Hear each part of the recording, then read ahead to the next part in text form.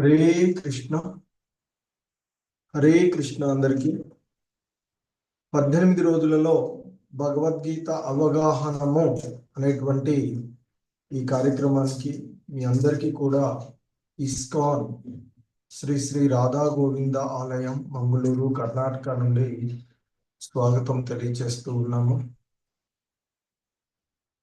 ఈ 18 రోజులలో భగవద్గీత అవగాహనంలో ఈరోజు మనము భగవద్గీత యథాతథంలోని ఈ 8వ అధ్యాయాన్ని ఇస్కాన్ వ్యవస్థాపక ఆచార్యులైనటువంటి శ్రీల ప్రభుపాదుల వారి యొక్క బోధనల ఆధారంగా ఈ అధ్యాయాన్ని ఈరోజు మనము అవగాహన చేసుకోవడానికి ప్రయత్నం చేద్దాము. భగవత్ ప్రాప్తి అనేటువంటి అధ్యాయము. హరే కృష్ణ. హరే కృష్ణ. ఓం అజ్ఞానతిమిరాంధస్య జ్ఞానాంజనశలాకయా చక్షుర్మిలితం యేన తస్మై శ్రీగురవే నమః. శ్రీచైతన్యమనోభీష్టం స్థాపితం యేన భూతలే స్వయం రూపః కదా మహ్యం దదాతి స్వపదాంతికం. వందేహం శ్రీగురు శ్రీయుతపదకమలం శ్రీగురూన్ వైష్ణవాంశ శ్రీరూపం సాగ్రజాతం సహగణ రఘునాథాన్వితం తం సజీవం సాద్వైతం సావధూతం పరిజన సహితం కృష్ణ చైతన్య దేవం శ్రీ రాధా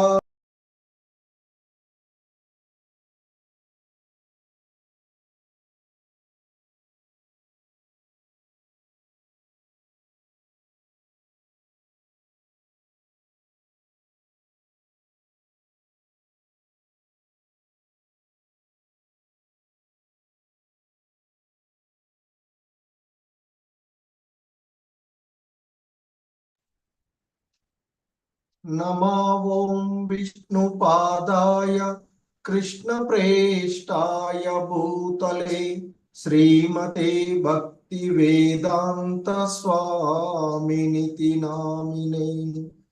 నమస్తే సారస్వతే దేవే గౌరవాణి ప్రచారిణే నిర్విశేష శూన్యవాది పాశ్చాత్యదేశతారిణే. హే కృష్ణ కరుణా సింధో దీనబంధో జగత్పతే గోపేశ గోపికా కాంత రాధాకాంత నమోస్తుతే. తప్త కాంచన గౌరాంగీ రాధే వృందావనేశ్వరి వృషభానుసుతే దేవి ప్రణమామి హరిప్రియే. వాంఛాకల్పతరుభ్యశ్చ కృపా సింధుభ్య ఏవ చ పతితానాం పావనేభ్యో వైష్ణవేభ్యో నమో నమః. జయ శ్రీ కృష్ణ చైతన్య ప్రభు నిత్యానంద శ్రీ అద్వైత గదాధర శ్రీవాసాది గౌర భక్త బృంద. హరే కృష్ణ కృష్ణ కృష్ణ హరే హరే హరే రామ రామ రామ హరే హరే. హరే కృష్ణ కృష్ణ కృష్ణ హరే హరే హరే రామ రామ రామ హరే హరే. హరే కృష్ణ. సో ఈరోజు 18 రోజులలో భగవద్గీత అవగాహనము అనేటువంటి ఈ కార్యక్రమంలో మనము 8వ అధ్యాయమైనటువంటి భగవత్ ప్రాప్తి అనేటువంటి అధ్యాయాన్ని ఇస్కాన్ వ్యవస్థాపక ఆచార్యులైనటువంటి శ్రీల ప్రభుపాదుల వారి యొక్క బోధనల ఆధారంగా ఈ అధ్యాయాన్ని మనము అవగాహన చేసుకోవడానికి ప్రయత్నం చేద్దాము. పూర్వపు అధ్యాయమైనటువంటి భగవద్ విజ్ఞానము అనేటువంటి ఆ అధ్యాయంలో భగవంతుడు శ్రీకృష్ణ భగవానుల వారు అర్జునుడికి తెలియచేసినటువంటి అంశాల్లో చూసినట్లయితే మనకి ముఖ్యంగా దివ్య జ్ఞానము అంటే భగవద్ విజ్ఞానము ఆయన ఓ అర్జున, నీకు నేను జ్ఞాన విజ్ఞాన సహితమైనటువంటి భగవద్ విజ్ఞానాన్ని, దివ్యమైనటువంటి జ్ఞానాన్ని నీకు నేను తెలియచేస్తాను. దీనిని తెలుసుకున్న తర్వాత ఇక ఈ భౌతిక జగత్తులో ఏవి కూడా మిగిలి ఉండదు, నీవు నన్ను తప్పక చేరుకుంటావు అంటూ ఆయన తెలియచేసినటువంటి భగవద్ విజ్ఞానం మరి ఏంటి అంటే శ్రీకృష్ణ భగవానుడే పరతత్వము, ఆ పరమ కారణము అని, భౌతిక ఆధ్యాత్మికము అయిన సమస్తానికి పోషణ శక్తి ఆయనే అని, అలాగే మహాత్ములు భక్తితో ఆయనకు శరణజొచ్చుతారు అని, అలాగే పాపాత్ములు మరి ఆయనను దరిచేరరు అనేటువంటి, అందులో 4 రకాలైనటువంటి దుష్కృతుల గురించి, 4 రకాలైనటువంటి ఆ పుణ్యాత్ముల గురించి, సుకృతులను గురించి ఆయన మనకి 7వ అధ్యాయంలో తెలియచేసినటువంటివి. అలాగే ఇంకా చెప్తారు ఆయన, ఆ భగవంతుని యొక్క శ్రీ విగ్రహాలను పూజించడంలో నెలకొనినటువంటి వారు, లేదా కేవలము భవబంధ విముక్తి కొరకే ఆ భగవద్ధ్యానంలో నెలకొన్నటువంటి వారు కూడా భగవద్ అనుగ్రహంతో ఆ బ్రహ్మమును అంటే అధిభూతాది వంటి వాటిని విషయాలను అర్థం చేసుకుంటారు అని మనకి నెక్స్ట్ ఇప్పుడు ఈరోజు చూడబోయేటువంటి అధ్యాయంలో తెలుస్తూ ఉండేటువంటిది. అలాగే ఆయన చివరి శ్లోకంలో చెప్తారు, దేవదేవుడినైనటువంటి నన్నే సమస్త జగత్తుకు, దేవతలకు, సమస్త యజ్ఞాలకు అధిపతిగా ఎరిగి నా యొక్క సంపూర్ణ భావనలో ఉండేటువంటి వారు మరణ సమయంలోనైనా నన్ను అర్థం చేసుకొని ఉంటారు అనేటువంటి చెప్తారు. ఎందుకంటే మరి ఆ భగవంతుణ్ణి ఆశ్రయించేటువంటి 4 రకాలైనటువంటి వారిలో దుఃఖితులు, జిజ్ఞాసులైనటువంటి వారు, భౌతిక అవసరాలను కోరుకునేటువంటి వారు, అలాగే ఆ బ్రహ్మ జ్ఞానము, పరమాత్మ జ్ఞానము నుండి ఆ విముక్తి పొందడానికంటే జ్ఞానులు మొదలైనటువంటి వారు గురించిన విషయాలను ఆ అధ్యాయంలో మనం చూసినటువంటివి. ఇక మరి ఆ వివిధ రకాలుగా ఉన్నప్పటికీ కూడా కృష్ణ భక్తి భావనలో నిజంగా అంటే ఉన్నతమైనటువంటి స్థితిలో ఉన్నటువంటి వాడు ఇవన్నీ ఏమీ పట్టించుకోకుండా ఆ భగవంతుని యొక్క ధ్యాసలోనే ఉంటాడు. తద్వారా ఆ దృఢమైనటువంటి విశ్వాసంతో ఉన్నటువంటి ఆయన ఆ భక్తి యోగానికి అంటే దివ్యమైనటువంటి ఆ ప్రేమయుతమైనటువంటి సేవలో అతడు ప్రారంభిస్తాడు. అదే మనకు శాస్త్రాలలో, వేదాలలో చెప్పబడుతూ ఉన్నటువంటి నిర్ణయము. మరి ఆ అంశాలనే మనము పూర్వపు అధ్యాయమైనటువంటి 7వ అధ్యాయంలో తెలుసుకున్నటువంటిది. ఇక ఈరోజు చూస్తూ ఉండేటువంటి ఈ భగవత్ ప్రాప్తి అనేటువంటి దీన్నే అక్షర బ్రహ్మ యోగంగా చెప్పబడేటువంటి ఈ అధ్యాయంలోని మొదటి శ్లోకము. ఎందుకంటే 7వ అధ్యాయంలో ఆ కృష్ణ భగవానులు బోధించినటువంటి బోధనలు దివ్య అంటే ఆ భగవద్ విజ్ఞానాన్ని తెలుసుకున్నటువంటి విన్నటువంటి అర్జునుడు ఇంకా అడుగుతూ ఉన్నాడు. ఆయన బోధించినటువంటి ఆ బోధనలన్నీ విన్న తర్వాత అర్జునుడు ఈ విధంగా అడుగుతూ ఉన్నాడు. అర్జున ఉవాచ కిం తద్బ్రహ్మ కిమధ్యాత్మం కిం కర్మ పురుషోత్తమ అధిభూతం చ కిం ప్రోక్తం అధిదైవం కిం ఉచ్యతే. సో అర్జునుడు అడుగుతూ ఉన్నాడు శ్రీకృష్ణ భగవానుల వారిని, ఓ ప్రభు, ఓ పురుషోత్తమ, బ్రహ్మము అంటే ఏమిటి? ఆత్మ అంటే ఏమిటి, కర్మ అనగా ఏమిటి, మరి దేనిని అధిభూతము అని అంటారు, మరియు ఎవరిని అధిదైవము అని అంటారు, దయచేసి ఈ విషయాలను నాకు వివరించండి అంటూ అర్జునుడు శ్రీకృష్ణ భగవానుల వారిని వేడుకుంటూ ఉన్నటువంటి అంశము. ఇంకా ఆయన అడుగుతాడు, అది యజ్ఞ కథం కోత్ర దేహేస్మిన్ మధుసూదన ప్రయాణ కాలే చ కథం జ్ఞేయోసి నియతాత్మభిః.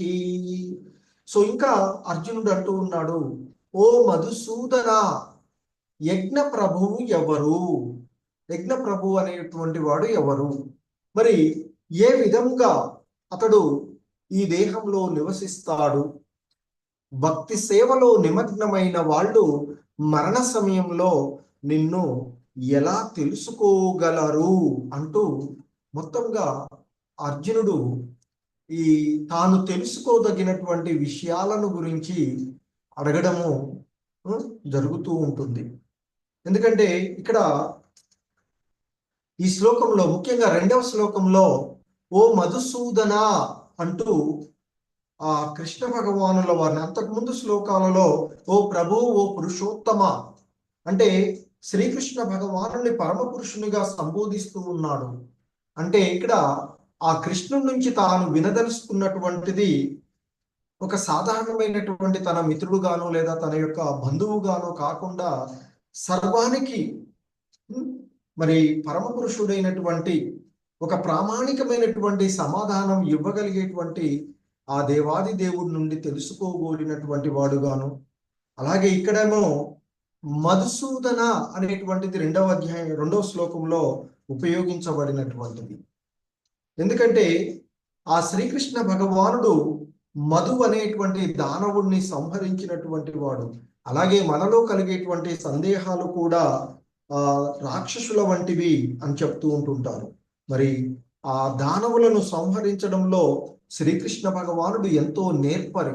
అందుకే మనలో కలిగేటువంటి సందేహాలు వంటి ఆ దానవ స్వభావాలు కలిగినటువంటి సందేహాలను కూడా అతడు సంహరించగలడు అనేటువంటి ఉద్దేశంతోనే ఆ విధంగా సంబోధిస్తూ ఉన్నాడు అంటూ చెప్తారు శ్రీల ప్రభుపాదుల వారు వారి యొక్క భాష్యంలో.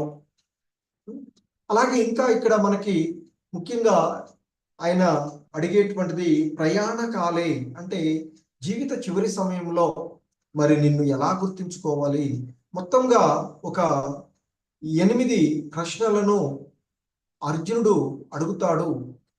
ఏంటి, బ్రహ్మము అంటే ఏమిటి, ఆత్మ అంటే ఏమిటి, కర్మ అంటే ఏమిటి, అధిభూతము అంటే ఏమిటి, అది దైవము ఎవరు, అది యజ్ఞ ప్రభువు ఎవరు, మరి యజ్ఞ ప్రభువు ఎక్కడ నివసిస్తాడు, మరణ సమయంలో నిన్ను ఎలా తెలుసుకోగలము అంటూ 8 ప్రశ్నలు ఆ కృష్ణ భగవానుల వారిని అర్జునుడు అడగడం జరుగుతుంది. దానికి ఆ శ్రీకృష్ణ పరమాత్ముడు సమాధానంగా చెప్తూ ఉంటుంటారు. ఈ శ్లోకంలో చెప్తున్నారు 3వ శ్లోకంలో, శ్రీ భగవాను వాచ అక్షరం బ్రహ్మ పరమం స్వభావోద్యాత్మముచ్యతే భూత భావోద్భవకరో విసర్గ కర్మ సంజ్ఞితః.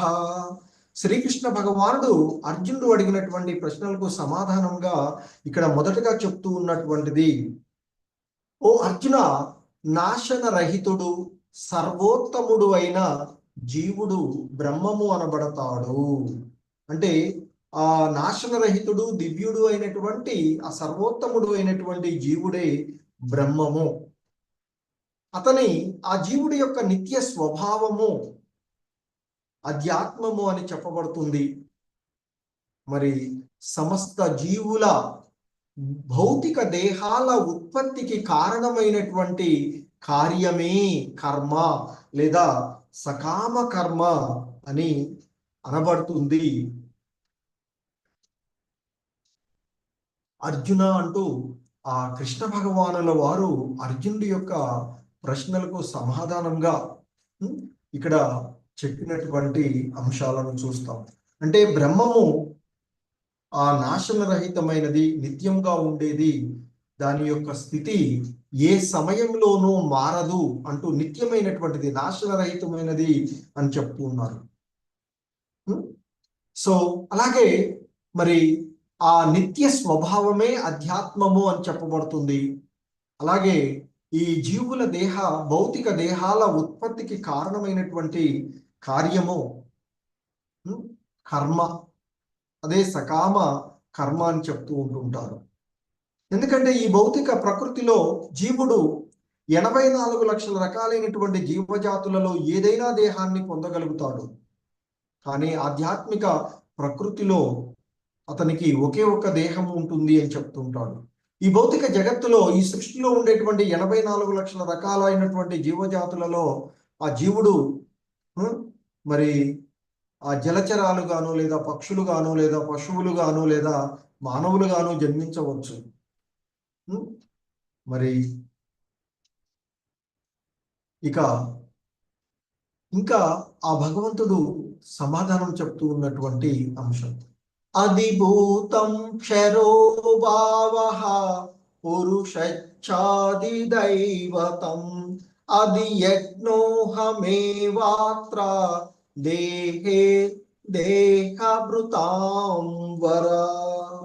సో ఇంకా ఆ కృష్ణ భగవానులో వారు అర్జునుడు అడిగిన ప్రశ్నలకు సమాధానంగా కొనసాగిస్తూ చెప్తూ ఉన్నారు. దేహదారులలో శ్రేష్ఠుడవైన ఓ అర్జున, నిరంతరము మార్పు చెందే ఈ భౌతిక ప్రకృతి అధిభూతము అంటే భౌతిక జగత్తు అనబడుతుంది. ఎందుకంటే భౌతిక ప్రకృతి నిరంతరము మార్పు చెందుతూ ఉంటుంది. అలా నిరంతరము మార్పు చెందేటువంటి ఈ భౌతిక ప్రకృతియే అధిభూతము, భౌతిక జగత్తు అని పిలువబడుతుంది అని చెప్తూ ఉంటుంటారు.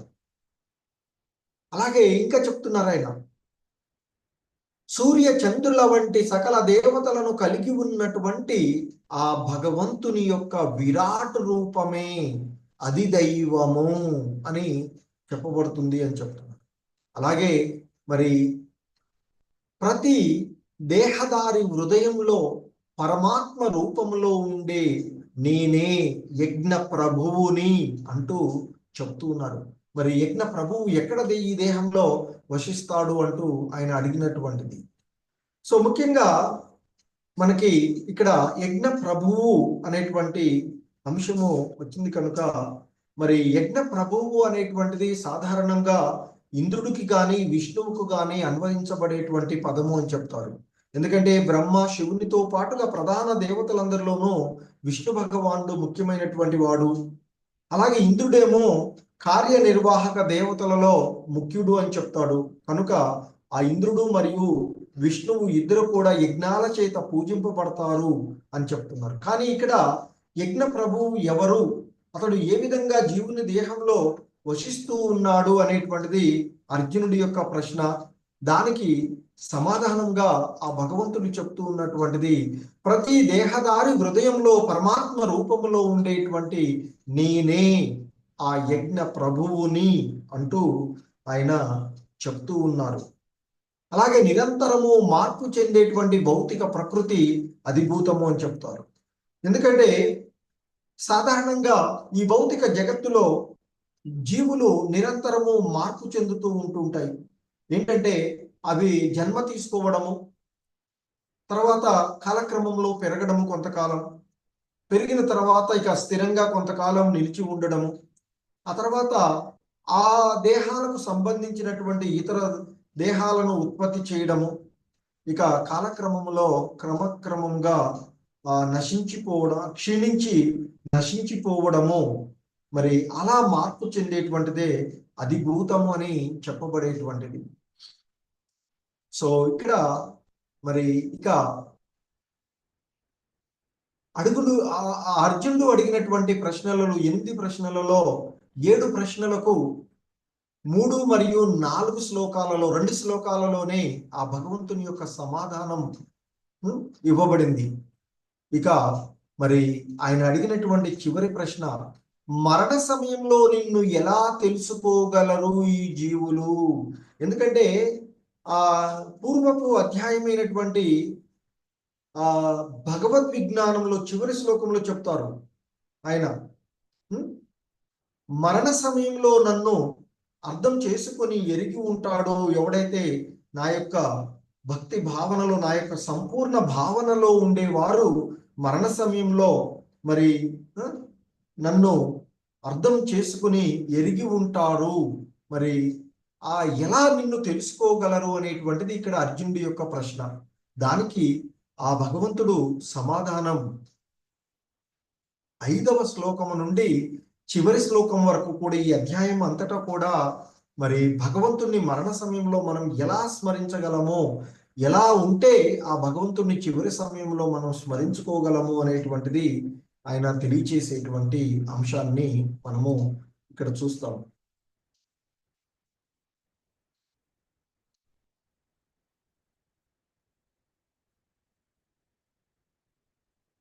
మరి ఆ భగవంతుణ్ణి మరణ సమయంలో ఎలా తెలుసుకోవాలంటే నిరంతరము ఆయన యొక్క ధ్యాసలోనే ఉండాలి చెప్తున్నారు.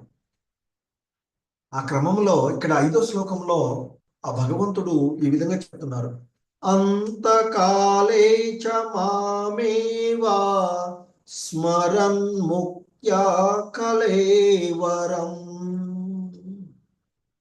యా ప్రయాతి సమద్భావం యాతి నాస్త్యత్ర సంశయః. సో ఇక్కడ చెప్తున్నారు, అంతకాలే చ మామేవ స్మరన్ ముక్త్వా కలేవరం అంటే జీవిత చివరి సమయంలో, అంతకాలే అంటే జీవిత చివరలో, మాం ఏవా అంటే నన్ను ఖచ్చితంగా, స్మరన్ అంటే స్మరించేటువంటి, ముక్త్వా అంటే విడిచి, ఈ దేహం కలేవరం అంటే ఈ దేహాన్ని, అంటే జీవిత చివరిలో కేవలము నన్నే స్మరిస్తూ శరీరాన్ని విడిచేవాడు ఎవ్వడైనా శీఘ్రమే నా భావాన్ని పొందుతాడు, ఇందులో ఎటువంటి సందేహం లేదు అర్జున అంటూ చెప్తున్నారు. అంటే ముఖ్యంగా మనకి ఈ శ్లోకంలో కృష్ణ భక్తి భావన యొక్క ప్రాముఖ్యత, కృష్ణ భక్తి భావనలో ఉండడం, కృష్ణ చైతన్యంలో ఉండడం, నిరంతరము ఆ భగవన్నామ స్మరణం చేయడంలో, హరే కృష్ణ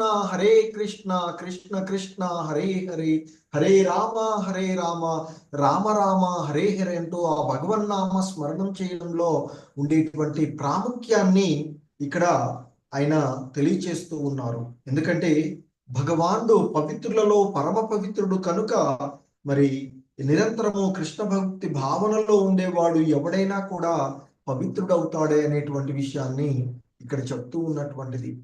మరి ఈ కృష్ణ భక్తి భావనలో నిమగ్నమై ఉండేటువంటి విషయాన్ని గురించి ఆ కులశేఖర ఆళ్వార్ల వారు, రాజా కులశేఖరుల వారు తన ముకుందమాలా స్తోత్రంలో ఈ విధంగా ఆయనను కీర్తిస్తూ ఉంటారు. ఎందుకంటే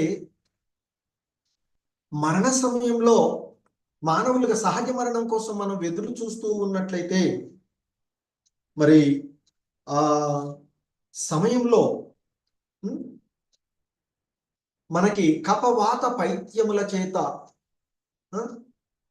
మరి సరిగా ముసలితనానికి కంఠం సరిగా పనిచేయదు, అంటే ఆ నామస్మరణం సరిగా చేయలేము, చెవులు చక్కగా వినపడవు, ఆ భగవంతుని దివ్య లీలలను సరిగా శ్రవణం చేయలేనటువంటి పరిస్థితి, అలాగే మరి కళ్ళు కూడా సరిగా కనిపించినటువంటిది, కాబట్టి ఆ దివ్య శ్యామ సుందర రూపాన్ని సరిగా చూడలేనటువంటి, అందుకే ఆయన ఈ విధంగా స్మరిస్తూ ఉంటారు, కృష్ణ త్వదీయ పద పంకజ పంజరాంతం అద్వైవ మే విశతు మానసరాజహంసః ప్రాణ ప్రయాణ సమయే కపవాత పిత్తై కంఠావరోదన విదౌ స్మరణం కుతస్తే. సో ఆయన ఆ కృష్ణ భగవానుల వారిని ఈ విధంగా ఆయన మహాభక్తుడైనటువంటి కులశేఖర మహారాజు ఈ విధంగా ప్రార్థిస్తూ ఉన్నారు. హే ప్రభు, హే కృష్ణ, మరణ సమయమున నిన్ను నేను స్మరింతును అంటిని, కానీ ఆ వేళ అంటే సహజమైనటువంటి మరణ సమయంలో కపవాత పైత్యముల చేత కంఠము మూతపడినప్పుడు నీ స్మరణ కలుగుతుందో కలుగునో కదా. కావున ఇప్పుడే నా మానస రాజహంసము విరోధులెవ్వరూ చేరలేని వజ్ర పంజరము వలె ఉండు నీ పాద పద్మము మధ్యన చేరుగాక అంటూ ఆయన, ఎందుకంటే నా మానస రాజహంస, నా మానస హంస అంటున్నారు, నీ పాద పద్మాల తూడులో ప్రవేశించేలాగా తక్షణమే నేను మరణించుట ఉత్తమము అని చెప్తూ ఉన్నారు ఇక్కడ ఆయన. ఎందుకంటే ఇక్కడ నీటిలో నివసించేటువంటి ఆ హంస కమలానికి దగ్గరగా చేరి ఆనందిస్తూ ఉంటుంది. అదేవిధంగా ఆ రాజశేఖర ఆళ్వార్ల వారు తన తనను ఆ రాజహంసంతో పోలుస్తూ మరి భగవంతుని యొక్క పాద పద్మాలను విరోధులు ఎవరూ కూడా చేరలేరు అని చెప్తారు. కమలంలోనికి ప్రవేశించడమే ఆ హంస యొక్క, రాజహంస యొక్క క్రీడ, ఇచ్చ అని చెప్తూ ఉంటుంటారు. అందుకే ఇక్కడ కులశేఖర ఆళ్వారు మహారాజు భగవంతునితో ఇలా అంటున్నారు, ఇప్పుడు నా మనసు కలత చెంది లేదు, చాలా స్పష్టంగా నీ నామస్మరణ చేయగలుగుతున్నాను, చాలా స్పష్టంగా నీ యొక్క దివ్య శ్యామ సుందర రూపాన్ని చూడగలుగుతున్నాను, చాలా స్పష్టంగా నీ యొక్క దివ్య లీలలను శ్రవణం చేయగలుగుతూ ఉన్నాను నేను. కాబట్టి ఇప్పుడే నా మనస్సు అంటే నేను పూర్తి ఆరోగ్యంగా ఉన్నాను, ఈ సమయంలోనే నీ పాద పద్మాలను తలుస్తూ నేను తక్షణమే మరణిస్తే నేను చేసిన నీ యొక్క భక్తియుత సేవ తప్పకుండా పూర్ణమవుతుంది అని నా నమ్మకము అంటూ ఆయన చెప్తారు. అందుకే నేను సహజ మరణం కోసం వేచి ఉంటే ఏమి జరుగుతుందో నాకు తెలియదు, ఇప్పుడైతే నేను చాలా స్పష్టంగా నీ యొక్క సంపూర్ణమైన భక్తియుత సేవలో నిమగ్నమై ఉన్నాను. ఎందుకంటే సహజ మరణం కోసం ఎదురు చూస్తూ ఉన్నప్పుడు నా దేహ కలాపాలన్నీ కూడా భంగపడిపోవచ్చు. కనుక మరి నేను సహజ మరణం కోసం ఎదురు చూసే బదులుగా వెంటనే ఇప్పుడే నేను మరణించినట్లయితే నీ యొక్క ఆ పాద పద్మాల యందు నా మనసు నిలవగలదు అంటూ ఆయన కీర్తిస్తూ ఉన్నటువంటి అంశాన్ని మనము ఇక్కడ చూడవచ్చు. ఇది ముకుందమాలా స్తోత్రం అనే పుస్తకంలో ఎంతో చక్కటి శ్లోకాలు ఉండేటువంటివి కులశేఖర ఆళ్వార్లు వారు ఇచ్చేటువంటివి. ఇంకా చాలా చాలా శ్లోకాలు ఉన్నాయి. ఇందులో ఎంతో ఉత్తమమైనటువంటి శ్లోకం, ఒక శ్లోకాన్ని మనం ఇక్కడ తీసుకొని చూస్తూ ఉన్నాం. ఇంకా చెప్తున్నారు, మరణ సమయంలో ఏ భావనతో మనం ఉంటామో అదే ఇక్కడ జరుగుతుంది అని చెప్తారు. యం యం వాపి స్మరన్ భావం తేజంత్యతే కలేవరం తం తమేవైతి కౌంతేయ సదా తద్భావ భావితః. సో ఇంకా చెప్తూ ఉన్నారు కృష్ణ భగవానుల వారు, ఓ కౌంతేయ, మనిషి మరణ సమయంలో ఏ భావాలను స్మరిస్తూ శరీరాన్ని వదులుతాడో ఆ భావాలకు తగిన స్థితిని అతడు పొందుతాడు అంటూ చెప్తూ ఉన్నారు. ఎందుకంటే క్లిష్టమైనటువంటి మరణ సమయంలో తన భావాన్ని మార్చుకునేటువంటి పద్ధతి ఇక్కడ మనకి చెప్పబడుతూ ఉంది. అందుకే ఇంతకుముందు చెప్పినట్లుగా మహారాజు కులశేఖర ఆళ్వార్ల వారు తన సహజ మరణం కోసం ఎదురు చూడకుండా ఈ క్షణంలో ఎప్పుడైతే తను సంపూర్ణమైన కృష్ణ భక్తి భావనలో ఉన్నాడో ఆ సమయంలోనే మరణించాలని కోరుకున్నాడు.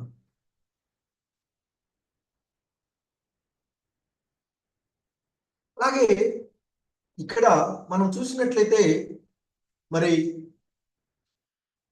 ఆ కృష్ణ భగవానుడికి అన్యమైనది ఏదైనా స్మరించేవాడు కూడా ఆ భగవంతుని యొక్క దివ్యధామాన్ని పొందుతాడు అనేటువంటిది సరి అయినది కాదు అనేటువంటి విషయము ఈ శ్లోకంలో మనకి చెప్పబడుతూ ఉన్నది. ఎందుకంటే ఆ మహానుభావుడైనటువంటి భరత మహారాజు ఉదాహరణను మనం ఇక్కడ తీసుకున్నట్లయితే ఆయన చాలా చక్కగా ఈ భూమండలాన్ని పరిపాలించినటువంటి రాజు. ఇక అనేక వేల సంవత్సరాలు భూమండలాన్ని పరిపాలించిన పిదప ఆయన ఇంకా భక్తిలో నిమగ్నం అవ్వడానికి తన రాజ్యాన్ని, భార్యను, బంధుమిత్రులు అందరినీ, పిల్లలను అందరినీ వదిలివేసి, ఆ రాజ్య భోగాలన్నింటినీ కూడా వదిలివేసి వనంలోనికి వచ్చి ఆ చక్ర నది ఒడ్డున ఆశ్రమాన్ని ఏర్పరచుకొని భక్తియుత సేవలో నిమగ్నం అవుతూ ఉంటుంటాడు. మరి ఆ కాలక్రమంలో ఆయన ఆ విధంగా చేస్తూ ఉన్నటువంటి రోజు, ఒకరోజు ఆ నదిలో ఒక నిండు శూలాలుగా ఉన్నటువంటి జింక నీళ్లు తాగుతూ ఉంటుంది. అదే సమయంలో సింహ గర్జన విని భయపడినటువంటి పిరికిదైనటువంటి ఆ జింక ముందుకు దూకుతుంది. ఆవుల ఒడ్డుకు చేరడానికి దూకి ముందుకు నీటిలో పడి ఈదుకుంటూ వెళ్తుంది. ఆ దూకినటువంటి సమయంలో ఆ గర్భంలో ఉన్నటువంటి పిండం బయటపడుతుంది. అది గమనించకుండా అది అవతలకి వెళ్తుంది. అవతల వీటికి వెళ్ళి ఆయాసంతో అది మరణిస్తుంది. ఇక అప్పుడు ఆ భరత్ మహారాజు దానిని, జింకను శుభ్రపరిచి తీసుకొచ్చి తనతో పాటే పెంచుకుంటూ ఉంటాడు. కాలక్రమంలో అతను ముసలివాడు అవుతాడు కనుక ఇక మరి తాను వెళ్ళిపోయేటప్పుడు ఆ జింక పరిస్థితి ఏమిటి అని చివరి సమయంలో జింకను స్మరిస్తూ దేహాన్ని వదిలేస్తాడు. తదుపరి జన్మలో అతడు జింక దేహాన్ని పొందుతాడు. కానీ పూర్వజన్మలో అతడు చేసుకున్నటువంటి ఆ భక్తి యోగం కారణంగా తనకి గతం గుర్తుంటుంది. ఆ తర్వాత ఆ జింక దేహాన్ని త్యజించి మరు జన్మలో జడభరతుడుగా వచ్చి ఆ తర్వాత ముక్తిని పొందుతారు అని చెప్తుంటారు. కనుకనే ఆ మనిషి జీవిత కాలంలో మరి ఆ కృష్ణ భక్తి భావన జయప్రదంగా ఉండాలంటే నిరంతరము హరినామ స్మరణం చేస్తూ ఉండాలి అని చెప్తూ ఉంటుంటారు. అందుకే ఇక్కడ చెప్తున్నారు, తస్మాత్ సర్వకాలేషు మామనుస్మరయుధ్య చ మయ్యర్పిత మనోబుద్ధి మామే వైశస్య సంశయం. సో ఇంకా చెప్తూ ఉన్నారు ఆయన ఇక్కడ, ఓ అర్జున, అందువల్ల నిరంతరము నన్నే స్మరిస్తూ మరి అదే సమయంలో నీ యొక్క కర్తవ్యమైనటువంటి యుద్ధం చెయ్యవయ్యా, యుద్ధం చేయవలసిందే. నీ కర్మలను నాకు సమర్పించి మనసు బుద్ధిని నా యందు నిలిపితే నీవు సందేహం లేకుండా, అంటే నీ యొక్క మనోబుద్ధులను నా యందు స్థిరపరిచినట్లయితే నీవు నిస్సందేహముగా నన్ను పొందుతావు అర్జున అంటూ చెప్తున్నారు. ఇంకా చెప్తున్నారు, మరి ఆ భగవంతుణ్ణి గుర్తు చేసుకోవడం, భగవంతుణ్ణి అభ్యాస యోగ యుక్తేన చేతసా నాన్యగామినా పరమం పురుషం దివ్యం యాతి పార్థాను చింతయన్.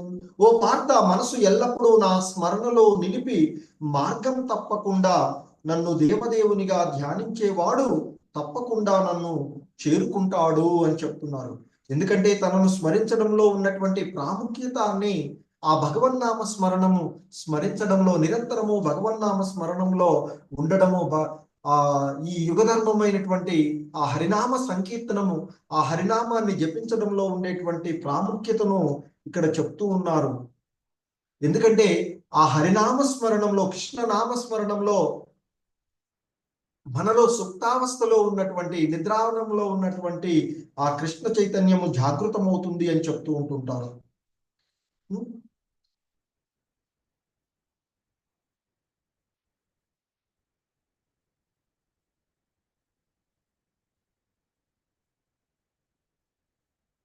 సో ఇక్కడ మరి నామస్మరణ యొక్క ప్రాముఖ్యతకి మనకు అజామిలుడిని చూస్తాం. అజామిలుడు ఒక సాంప్రదాయమైనటువంటి బ్రాహ్మణ కుటుంబంలో జన్మించినటువంటి వాడు. మంచిగా నిష్ఠాన్ ప్రకారంగానే భక్తియుత, అంటే ఆలయంలో అర్చన విధానాన్ని కొనసాగిస్తూ ఉంటాడు. కానీ ఒకరోజు అడవికి వెళ్ళి పూజార్థము లేదా వస్తు విషయాలకై అడవులకు వెళ్ళినప్పుడు అక్కడ ఒక వేశ్య పురుషులతో సంగమిస్తూ ఉన్నటువంటి దృశ్యాన్ని చూస్తాడు. అది చూసిన తడుగు అతని యొక్క మనసులో ఆ దృశ్యమే కనిపిస్తూ అతడు ఆమెను భోగించాలి అనేటువంటి భావన అతనిలో పెరిగిపోతూ ఉంటుంది. ఆ కారణంగా అతడు తన భార్య పిల్లల్ని, అలాగే ఆలయానికి తండ్రి అంటే ఆలయం చేసే అవన్నీ కూడా వదిలేసి ఆమె వెంటనే తిరుగుతూ ఉంటాడు. చివరికి ఆమెను వివాహం చేసుకొని ఆమెతో జీవిస్తూ, ఆమె మరి విలాసవంతమైన జీవితానికి అలవాటు పడినటువంటి ఆమె కోసం అనేకమైనటువంటి దుర్మార్గమైనటువంటి పనులను ఎన్నో చేస్తాడు. కాకపోతే కాలక్రమం అతడు పూర్వజన్మలో అంతకుముందు చేసినటువంటి ఫలితంగా ఆయనకు బహు సంతానం కలుగుతుంది. అక్కడ ఆ సంతానానికి చివరివానికి నారాయణ అని పేరు పెడతారు. అయితే ఇక కాలక్రమంలో అతడు ముసలివాడై ఉన్నటువంటి ఒకసారి యమభట్లు కనిపిస్తూ, ఆ సమయంలో భయపడినటువంటి అతడు తన పుత్రుడిని నారాయణ అంటూ పెద్దగా కేకిస్తాడు, నారాయణ అంటూ పిలుస్తాడట. అదే సందర్భంలో అటువైపుగా వెళ్తున్నటువంటి విష్ణు భటులు ఎక్కడ ఎవరో మన ప్రభువుని స్మరిస్తూ ఉన్నారు అంటూ అక్కడికి వెళ్తే ఆ యమభట్లు అతన్ని చుట్టూ ఉన్నటువంటి విషయాన్ని చూడడం, ఆ యమభట్లకు విష్ణు భట్లకు మధ్య వాదోపవాదం జరుగుతుంది.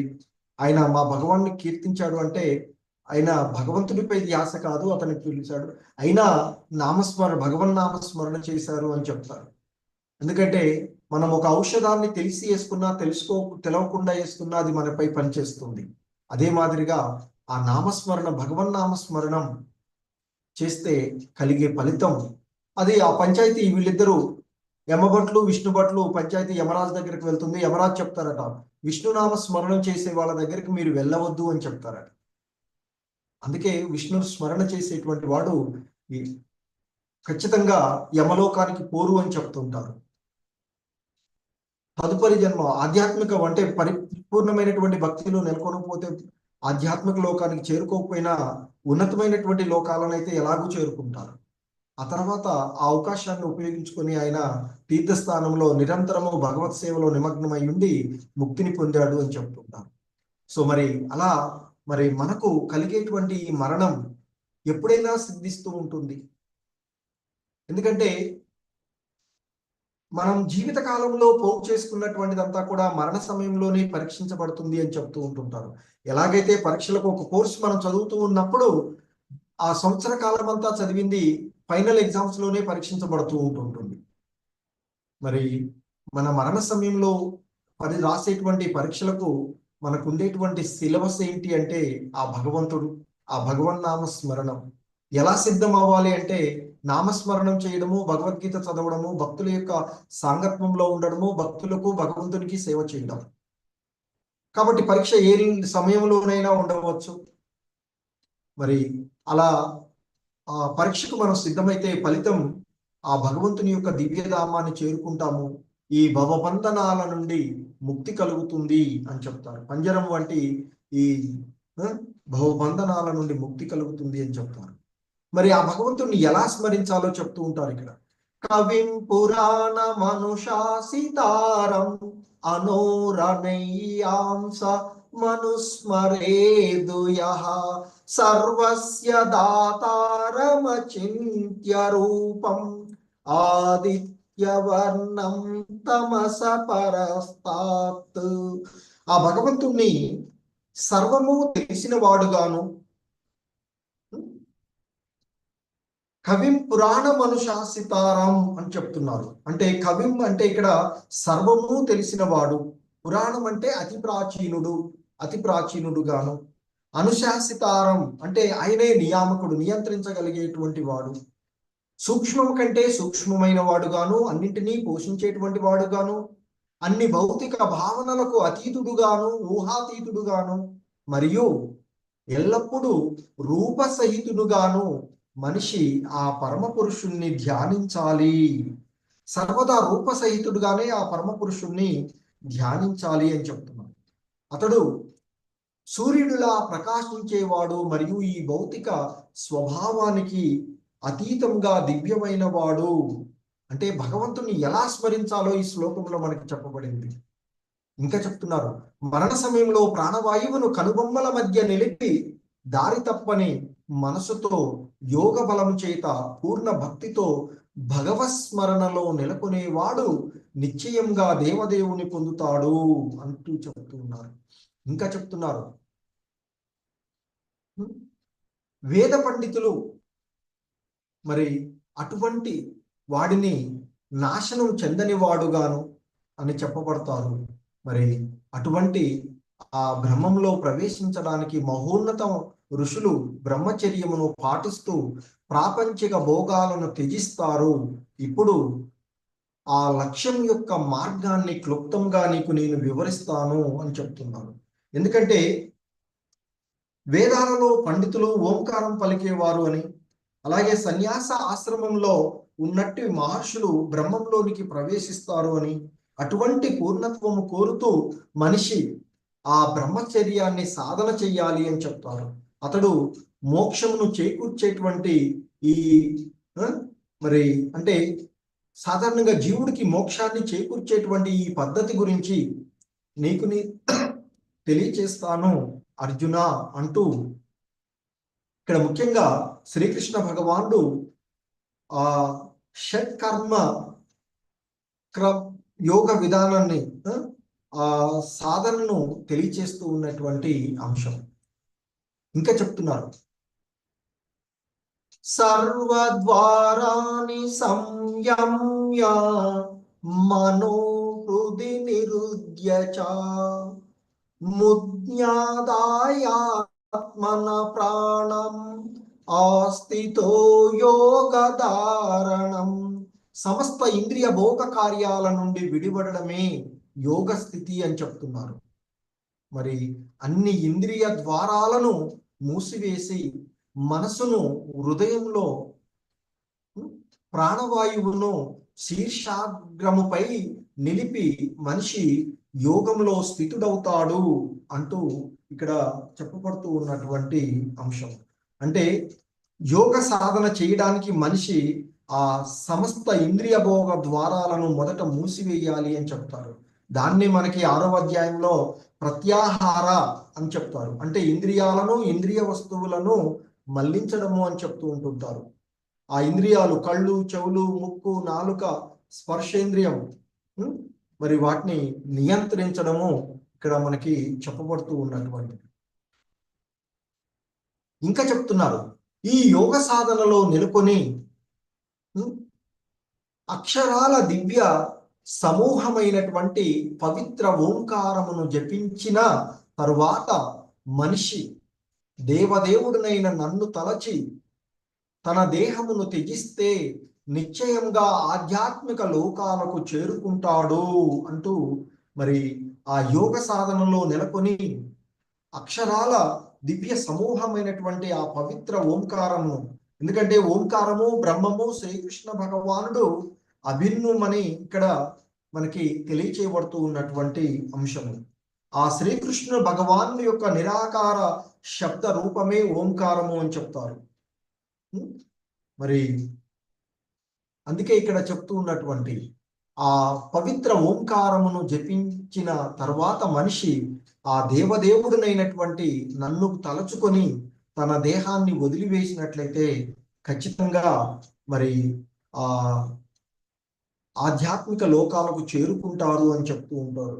ఎందుకంటే కృష్ణ భక్తులు కృష్ణలోకము అంటే గోలోక బృందావనంలోనికి ప్రవేశిస్తారు అని చెప్తారు.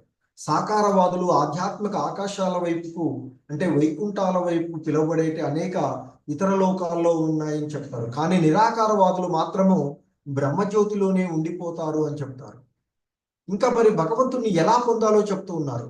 అనన్య చేతా సతతం యో మాం స్మరతి నిత్యశః తస్యాహం సులభ పార్థ నిత్యయుక్తస్య యోగినః.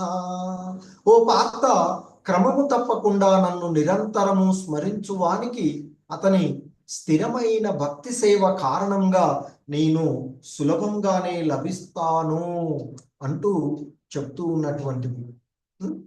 సో మరి ఆ విశుద్ధ భక్తుల యొక్క ప్రత్యేకమైనటువంటి యోగ్యత ఏంటంటే క్రమము తప్పకుండా దేశ కాలాలను పట్టించుకోకుండా నిరంతరము కృష్ణ భక్తి భావనలోనే ఉంటారు అని చెప్తుంటారు. సో దానికి ఉదాహరణగా మనము కుచేలుణ్ణి చూడవచ్చు ఇక్కడ. సో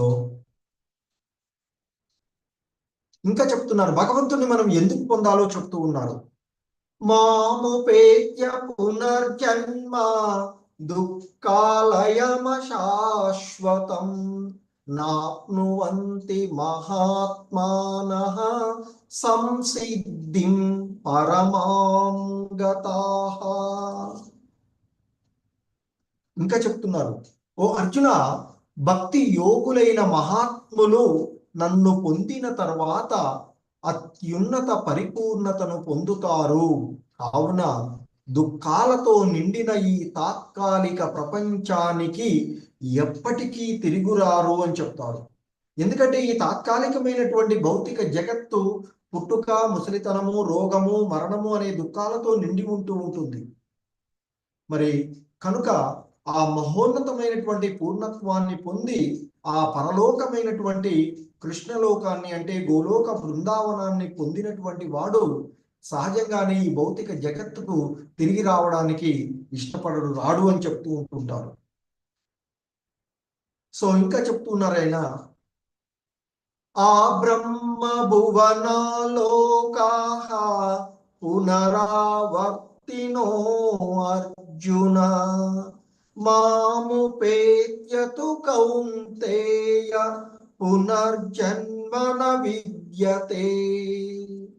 సో ఇంకా చెప్తున్నారు ఆయన, ఓ అర్జున, భౌతిక ప్రపంచంలో అత్యున్నత లోకము నుండి అత్యల్ప లోకము వరకు అన్నీ పునరావృతమయ్యే పుట్టుక మరియు మరణము జరిగే కష్టాల ప్రదేశాలే.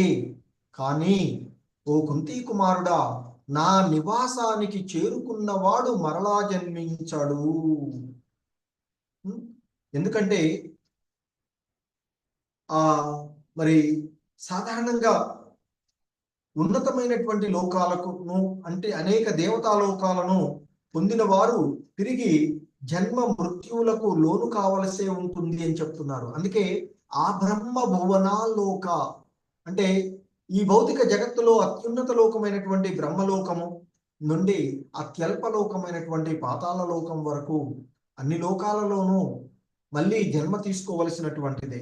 అందుకే బ్రహ్మలోకము, చంద్రలోకము, ఇంద్రలోకము వంటి ఉన్నత లోకాలకు చేరినటువంటి వారు మళ్ళీ భూమికే పతనం చెందుతారు అని చెప్తూ ఉంటుంటారు. సో కాబట్టి మరి ఇక్కడ చెప్తూ ఉన్నటువంటి, కానీ భగవద్ధామాన్ని చేరుకున్నటువంటి వాళ్ళు శాశ్వతమైన నిత్యమైనటువంటి ఆ భగవద్ధామాన్ని, ఆ కృష్ణ భక్తి భావనలో పురోగమించిన వారు ఉన్నత లోకాలకు చేరుకొని ఆ విశ్వ ప్రళయ సమయంలో తిరిగి ఆ భగవద్ రాజ్యాన్ని, ఆ భగవంతుని యొక్క ధామమును చేరుకుంటారు తప్ప ఈ భౌతిక జగత్తులోనికి మళ్ళీ రారు అని చెప్తున్నారు. ఇంకా చెప్తున్నారు, ఓ అర్జున, 1000 చతుర్యుగ అంటే మహాయుగంగా చెప్తారు. 1000 చతుర్యుగముల కాలము బ్రహ్మదేవునికి ఒక రోజు. ఈ సృష్టికర్త బ్రహ్మగా చెప్తాంగా, బ్రహ్మ కల్పము, ఆరంభము, కల్పాంతము ఉంటూ ఉంటుంది. కాబట్టి బ్రహ్మదేవుని యొక్క ఒక రోజు ఈ చతుర్యుగం ఏదైతే ఉందో 1000 యుగాలుగా ఉంటుంది. అంటే ఇక్కడ 1000 చతుర్యుగాలుగా ఆ బ్రహ్మదేవుని యొక్క ఒక రోజు ఉంటుంది. మరియు ఆయన యొక్క రాత్రి కూడా అంతే సమయం ఉంటుంది అని చెప్తారు, పగలు రాత్రి అనేటువంటివి. ఎందుకంటే ఈ భౌతిక విశ్వంలో నిలిచి ఉండేటువంటి కాలం చాలా పరిమితమైనది అని చెప్తారు. అదే ఈ కల్ప చక్రాలతో మారుతూ ఉండేటువంటి నిరంతరం ప్రకటితం అవుతూ ఉంటుంది. కల్ప ఆరంభము, కల్పము అనేటువంటి ఒక కల్పము బ్రహ్మదేవుని పగలు, అలాగే బ్రహ్మదేవుని ఒక పగలు సమయము ఈ 4 యుగాలు. అంటే మనకి చతుర్యుగం అంటే 4 యుగాలు ఏంటి? సత్యయుగము, త్రేతాయుగము, ద్వాపర యుగము, కలియుగము అనేటువంటి 4 యుగాల యొక్క కాలము, యుగాల 1000 చక్రాలు ఉంటుంది అని చెప్తూ ఉంటుంటారు. మరి ఇక్కడ ఆ 1000 చక్రాలు అతని పగటి సమయము, అలాగే రాత్రి సమయం కూడా ఉంటుంది అని చెప్తారు. అలాగే ఇక్కడ మనకి చెప్తూ ఉన్నటువంటిది, బ్రహ్మ యొక్క పగలు ప్రారంభం కాగానే సమస్త ప్రాణులు ఆ అవ్యక్త మూలము నుండి ఉద్భవిస్తాయి. అంటే కల్ప ఆరంభంలో జీవులన్నీ ఉనికిలోనికి వస్తాయి. మరియు రాత్రి మొదలైనంతటనే ఈ జీవాత్మలన్నీ తమ అవ్యక్త రూపంలోనికి మళ్ళీ అవ్యక్తంగా వ్యక్తం కానటువంటి రూపంలోనికి లీనమైపోతాయి అని చెప్తారు. ఇంకా చెప్తున్నారు, మరి ఎందుకు ఈ భౌతిక జగత్తు తాత్కాలికమైనది అంటే చెప్తూ ఉన్నారు ఇక్కడ, భూత గ్రామ సయేవాయం భూత్వా భూత్వా ప్రలీయతే రాత్ర్యాఘమేవ శపాత ప్రభవత్య హరాఘమే. ఓ పార్థ, ఈ జీవులన్నీ బ్రహ్మకు పగలు కాగానే మళ్ళీ మళ్ళీ జన్మిస్తూ ఉంటాయి. రాత్రి రావడంతోనే ప్రకృతిలో లీనమైపోతాయి. బ్రహ్మ యొక్క మనకి ఇక్కడ కలియుగము 4,32,000 సంవత్సరాలు, ద్వాపరయుగం దానికి 2 రెట్లు అంటే 8,64,000 సంవత్సరాలు, త్రేతాయుగము 12,96,000 సంవత్సరాలు, సత్యయుగము 17,28,000 సంవత్సరాలు. ఇవన్నీ కలిపితే ఒక మహాయుగం. మరి 1000 మహాయుగాలు ఉంటుంది కనుక ఇంత సమయం వస్తూ ఉంటుంది. అదే రాత్రి కూడా అంతే ఉంటుంది. మరి సమస్త విశ్వం యొక్క వ్యవధి బ్రహ్మ జీవిత కాలం అంటే 100 సంవత్సరాలు, అంటే 311 ట్రిలియన్ల 40 బిలియన్ల సంవత్సరాలు ఉంటుంది అని చెప్తూ ఉంటుంటారు. సో ఇంకా చెప్తున్నారు, పరస్తస్మాత్ భావోన్యః అవ్యక్తో వ్యక్తాత్ సనాతనః యస సర్వేషు భూతేషు నశ్యత్సు న వినశ్యతి. సో ఇంకా ఆయన ఇక్కడ చెప్తూ ఉన్నటువంటి ఈ వ్యక్తావ్యక్త ప్రపంచమున అతీతమైనటువంటి శాశ్వతము మరియు శాశ్వతమైన మరి ఒక అవ్యక్త ప్రకృతి కలదు అంటూ చెప్తూ ఉన్నారు. అది పరమోత్కృష్టమైనది, ఎప్పుడూ నశించనది. ఈ ప్రపంచమందున్న అంతా కూడా నశించిన తర్వాత కూడా అది యథాతథంగా ఉంటుంది. అదే ఆధ్యాత్మిక శక్తి, దివ్యమైనది, శాశ్వతమైనటువంటిది. మరి ఆ భగవంతుని యొక్క దివ్య ధామము అని చెప్తూ ఉంటుంటారు. ఎందుకంటే 7వ అధ్యాయంలో ఆ భగవంతుని యొక్క ఉన్నత శక్తి, భౌతిక శక్తి మనకి పరాశక్తి, అపరశక్తులుగా 7వ అధ్యాయంలో చెప్పబడినటువంటి. సో ఇంకా చెప్తున్నారు, అవ్యక్తోక్షర ఇత్యుక్త తం అహో పరమాం గతిం యం ప్రాప్య న నివర్తంతే తద్ధామ పరమం మమ. సో ఇక్కడ చెప్తూ ఉన్నటువంటి ఆ భగవంతుని యొక్క దివ్యధామం ఏదైతే ఇంతకు ముందు చెప్పినటువంటి ఆ ఉన్నతమైన ఆధ్యాత్మిక శక్తి ఉండేటువంటి ఆ దివ్య నివాసము వ్యక్తము కానిది, నశింపు లేనిది, మరియు ఇది పరమగమ్యం, జీవుల యొక్క పరమగమ్యం అని చెప్తున్నారు. జీవుడు అక్కడికి చేరుకున్న తర్వాత అతను తిరిగి రాడు. అదే నా సర్వోన్నత నివాసము అంటూ ఆ దేవదేవుడైన శ్రీకృష్ణ భగవాన్ని దివ్యధామము చెప్తూ ఉన్నటువంటిది. ఎందుకంటే బ్రహ్మ సంహితలో కూడా చెప్తారు, చింతామణి ధామంగా, అంటే సమస్త కోరికలను తీర్చే స్థాయిగా అంటే అక్కడ మరి సమస్తమైనటువంటి కోరికలను తీర్చగలిగేటువంటి ప్రదేశంగా ఆ భగవంతుని యొక్క ధామం ఉండేటువంటిది. అదే గోలోక వృందావనంగా తెలియబడేటువంటి ఆ శ్రీకృష్ణ ధామము చింతామణులతో తయారైనటువంటి ఆ భవంతులతో, కల్ప వృక్షాల లాంటి చెట్లతో ఉంటూ ఉంటుంది అని చెప్తారు. అలాగే అమితంగా పాలనిచ్చేటువంటి సురభి గోవులను అక్కడ ఉన్నాయి అని చెప్తారు. సో మరి ఆ విధంగా మరి అక్కడ భగవంతుడు లక్షలాది కొలదులుగా ఉండేటువంటి లక్ష్మీమాతల చేత ఆయన పూజించబడుతూ ఉంటుంటారు అని చెప్తూ ఉంటుంటారు. సో ఇంకా చెప్తూ ఉన్నారు, ఆధ్యాత్మిక ప్రపంచము అక్కడ ప్రతి పదము పాటలాగే ఉంటుంది, ప్రతి అడుగు నృత్యం లాగానే ఉంటుంది. కానీ ఈ భౌతిక ప్రపంచం ప్రతి అడుగు ప్రమాదకరమే, ప్రతి పనిలోనూ బాధలే ఉంటాయి అని చెప్తారు.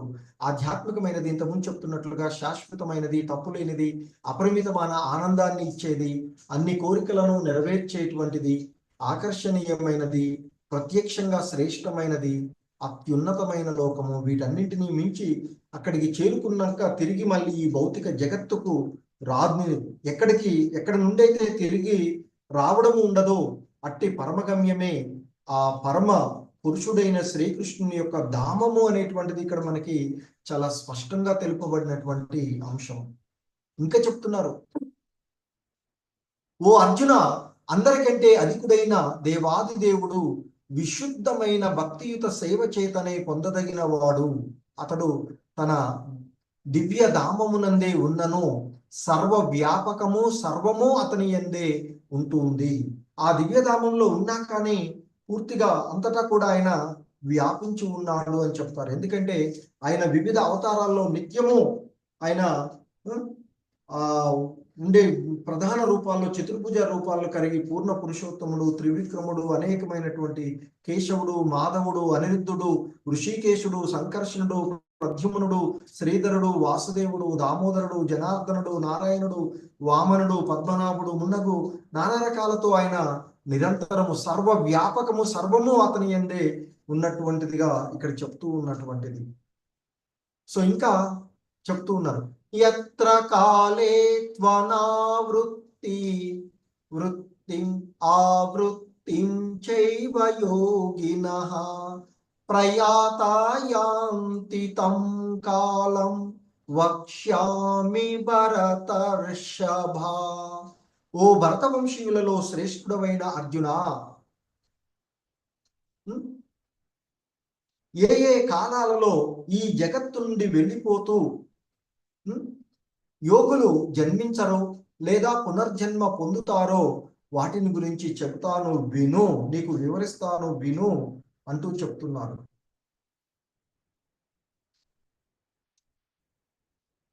అగ్నిర్జ్యోతిరః శుక్లః షణ్మాసా ఉత్తరాయణం తత్ర ప్రయాణా గచ్చంతి బ్రహ్మ బ్రహ్మవిదో జనా.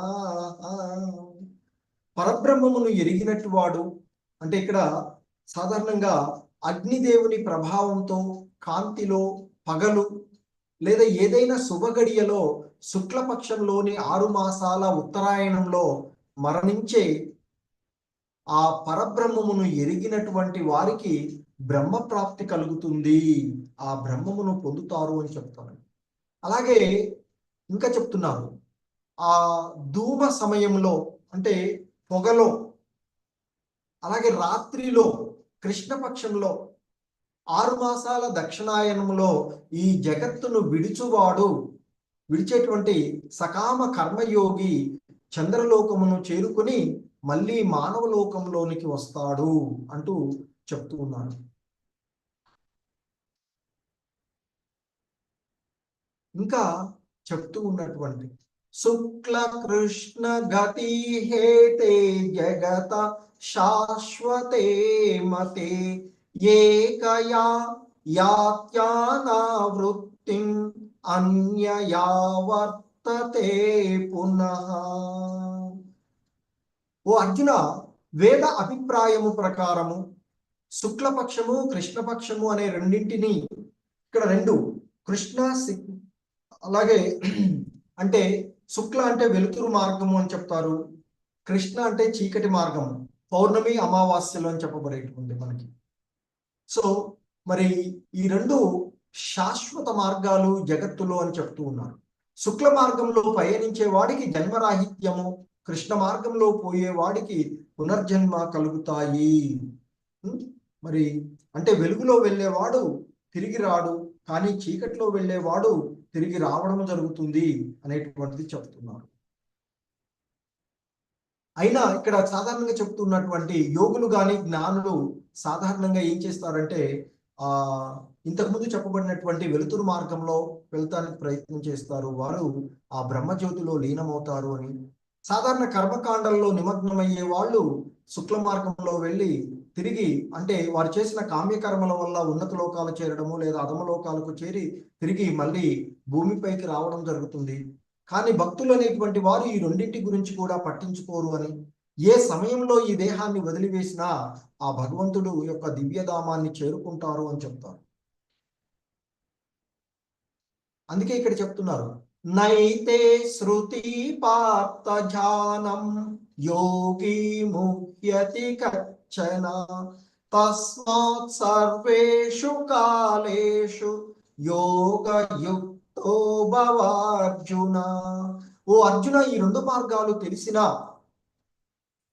అంటే శుక్లపక్షము కృష్ణ మార్గము అంటే వెలుతురు మార్గము చీకటి మార్గము ఈ రెండు గురించి తెలిసినా కూడా భక్తులు ఎప్పుడూ కలవరపడరు. అందువల్ల నీవు ఎల్లప్పుడూ భక్తి యందు స్థిరపడము అర్జున అంటూ భక్తి యోగాన్ని ప్రారంభించమని అర్జునుడికి చెప్తున్నాడు.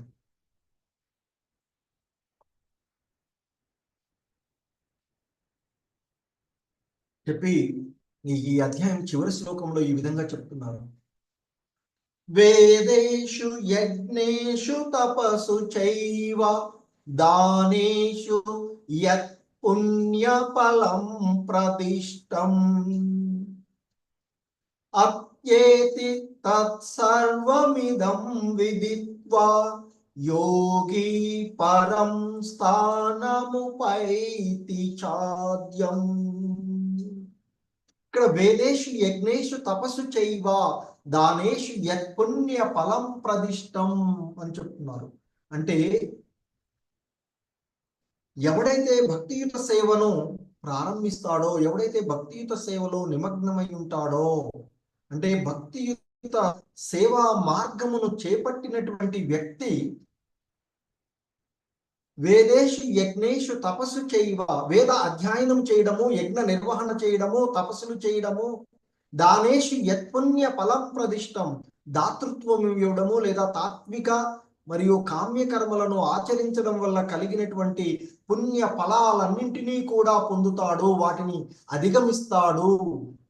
వాటిని అధిగమించడమే కాదు, అత్యేతి తత్సర్వమిదం విదిత్వా యోగి పరం స్థానముపైతి చాద్యం.